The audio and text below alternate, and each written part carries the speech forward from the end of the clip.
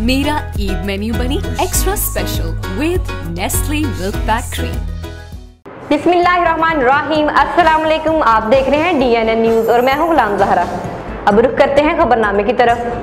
अब रुख करते हैं चमन की तरफ। सैफुद्दीन रेगवाल की रिपोर्ट के मुताबिक वज़ीर-ए-आला Balochistan, IG Balochistan, DIG division deputy commissioner Chaman commissioner division से अपील करते हैं कि वो मौलवी अजीजुल्लाह साहब की बाजियाबी को यकीनी बनाएं। आम आवाम की आवाज़ सुनकर मौलवी अजीजुल्लाह साहब को जल्द बाजियाब करवा दें। हमारे अदारे हमारे मुहाफ़िज़ हैं, मुल्क के मुहाफ़िज़ हैं। अगर अदालतों की बजाय ऐसे ही हमारे नौजवानों को गायब कर दिया जाएगा तो यकीनन ऐसे इलाकों में एक मायूसी पैदा होगी, जो कि इंतहाई अफसोस की बात है।